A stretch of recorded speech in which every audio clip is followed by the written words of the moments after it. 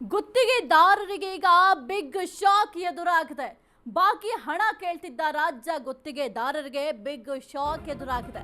ಹಾಗಾದ್ರೆ ಏನಪ್ಪಾ ಶಾಕ್? 32,000 ಕೋಟಿ ಬಾಕಿಯನ್ನ ಸರ್ಕಾರ ಉಳಿಸ್ಕೊಂಡಿದೆ. ಅನ್ಯ ರಾಜ್ಯದ ಗುತ್ತಿಗೆದಾರರಿಗೆ ಮಣೆ ಹಾಕ್ತಾ ಸರ್ಕಾರ ಎಂಬ ಪ್ರಶ್ನೆ ಸದ್ಯಕ್ಕೆ ಮೂಡ್ತಾ ಇದೆ. ಕಾರ್ಮಿಕ ಇಲಾಖೆ ಕರೆದ ಟೆಂಡರ್ ಮೇಲೆ ಈಗ ಭಾರಿ ಅನುಮಾನ ವ್ಯಕ್ತ ಆಗ್ತಾ ಇದೆ. ಪ್ಯಾಕೇಜ್ ಮಾದರಿಯಲ್ಲಿ ಟೆಂಡರ್ ಅನ್ನ ಕರೆಯಲು ಸಿದ್ಧತೆಯನ್ನ ಮಾಡಲಾಗ್ತಾ ಇದೆ. ಹಲವು ಜಿಲ್ಲೆಗಳ ಕಾಮಗಾರಿ ಒಟ್ಟಿಗೆ ಸೇರಿಸಿ ಈ ಟೆಂಡರ್ ಅನ್ನ ಕರೆಯೋದಕ್ಕೆ ಅಂತ ಸಿದ್ಧತೆಯನ್ನ ಮಾಡ್ಕೊಳ್ತಾ ಇದ್ದಾರೆ. ಬಾಕಿ ಹಣ ಕೇಳ್ತಿದ್ದ ರಾಜ್ಯ ಗುತ್ತಿಗೆದಾರರಿಗೆ ಬಿಗ್ ಶಾಕ್ ಎದುರಾಗಿದೆ. ಪ್ರತಿಭಟನೆಯನ್ನ ಮಾಡಿದ್ರು. ನಮ್ಮ ಬಾಕಿ ಅಮೌಂಟ್ ಏನಿದೆ ಅದನ್ನ ಮೊದಲು ಕ್ಲಿಯರ್ ಮಾಡಿ, 32,000 ಕೋಟಿ ಬಾಕಿ ಉಳಿಸ್ಕೊಂಡಿದ್ರೆ ಅದನ್ನ ಕ್ಲಿಯರ್ ಮಾಡಿ ಅಂತ. ಆದ್ರೆ ಈಗ ಅನ್ಯ ರಾಜ್ಯದ ಗುತ್ತಿಗೆದಾರರಿಗೆ ಸರ್ಕಾರ ಮಣೆ ಹಾಕ್ತಾ ಎಂಬ ಪ್ರಶ್ನೆ ಸದ್ಯಕ್ಕೆ ಮೂಡ್ತಾ ಇದೆ.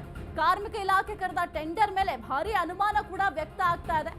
ಪ್ಯಾಕೇಜ್ ಮಾದರಿಯಲ್ಲಿ ಟೆಂಡರ್ ಕರೆಯಲು ಸಿದ್ಧತೆಯನ್ನ ಮಾಡಲಾಗ್ತಾ ಇದೆ.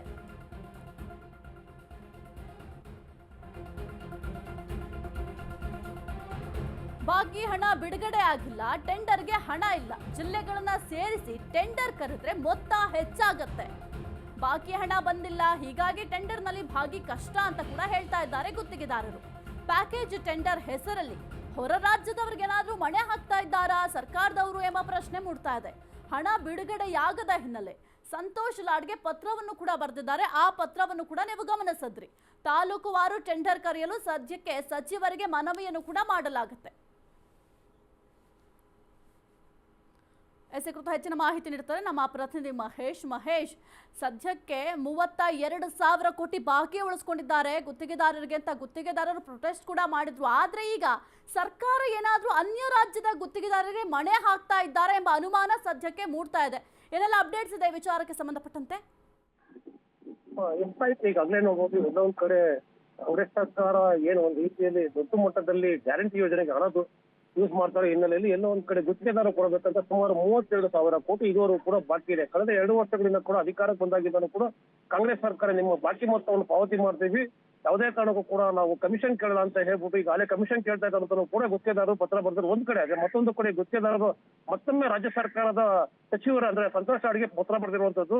ಈಗಾಗಲೇ 32,000 ಕೋಟಿ ನೀವು ಬಾಕಿ ಕೊಡಬೇಕು, ಇಲ್ಲಿ ಗುತ್ತಿಗೆದಾರ ಹತ್ರ ಹಣ ಇಲ್ಲ. ಈಗ ಮತ್ತೆ ನೀವು ಕೆಲವು ಗುತ್ತಿಗೆಗಳನ್ನು ಕರೆದಿದ್ದೀರಾ, ಅದು ಪ್ಯಾಕೇಜ್ ರೂಪದಲ್ಲಿ ಕರೆದಿದ್ದೀರಾ. ಸುಮಾರು 2,000 ಕೋಟಿ 3,000 ಕೋಟಿ ಗುತ್ತಿಗೆ ರೂಪದಲ್ಲಿ ಕರೆದಿದ್ದೀರಾ. ಇದನ್ನ ನೀವು ರದ್ದು ಮಾಡಿ ಬಿಡಿ ಭಾಗದಲ್ಲಿ ಕರಿಬೇಕು, ಅಂದ್ರೆ ತಾಲೂಕು ಮಟ್ಟದಲ್ಲಿ ಕರಿಬೇಕು. ನೀವು ಓವರ್ ಆಲ್ ರಾಜ್ಯಕ್ಕೆ ಕರೆದಿದ್ದೀರಾ. ಇದೆಲ್ಲ ಒಂದ್ ಕಡೆ ನಮ್ಮ ರಾಜ್ಯದ ಗುತ್ತಿಗೆದಾರರಿಗೆ ಒಂದು ರೀತಿಯಲ್ಲಿ ಭಾಗವಹಿಸಕ್ಕೆ ತುಂಬಾ ತೊಂದರೆ ಆಗುತ್ತೆ. ಯಾಕಂದ್ರೆ ಈಗಾಗಲೇ ಕಳೆದ ಬಾರಿ ನೀವು ಗುತ್ತಿಗೆ ಮಾಡಿದಂತ ಹಣ ಎಲ್ಲ ಬಿಡುಗಡೆ ಆಗಿಲ್ಲ. ಈಗ ನಮ್ಮ ಹತ್ರ ಹಣ ಇಲ್ಲ. ಈಗ ಮತ್ತೆ ನೀವು ಈ ರೀತಿ ದೊಡ್ಡ ಮಟ್ಟದಲ್ಲಿ ಗುತ್ತಿಗೆ ಕರೆದ್ರೆ ಎಲ್ಲ ಒಂದ್ ಕಡೆ ಹೊರ ರಾಜ್ಯದ ಗುತ್ತಿಗೆದಾರರಿಗೆ ಒಂದ್ ರೀತಿ ಬಳೆ ಹಾಕಕ್ ಮುಂದಾಗಿದ್ರೆ ಅಲ್ಲಿ ಹೆಚ್ಚು ಕಮಿಷನ್ ಕೊಡ್ತಾರೆ, ಕಡಿಮೆ ಕಾಮಗಾರಿ ಮಾಡ್ತಾರೆ ಕೂಡ ಈಗಾಗಲೇ ನಿಮ್ಗೆ ಗೊತ್ತಿರುವಂತದ್ದು. ಆದ್ರೂ ಕೂಡ ಈ ರೀತಿ ಕರೆದು ಎಲ್ಲ ಒಂದ್ ಕಡೆ ಹಣ ಮಾಡೋದಕ್ಕೆ ಹೋಗ್ತಾ ಇದೆ ಅಂತ ಕೂಡ ಒಂದ್ ರೀತಿಯಲ್ಲಿ ಗುತ್ತಿಗೆದಾರರು ಆಕ್ರೋಶ ವ್ಯಕ್ತಪಡಿಸಿರುವಂತದ್ದು ಐತಿ. ಥ್ಯಾಂಕ್ ಯು ಮಹೇಶ್, ನಿಮ್ಮೆಲ್ಲ ಮಾಹಿತಿಗಾಗಿ.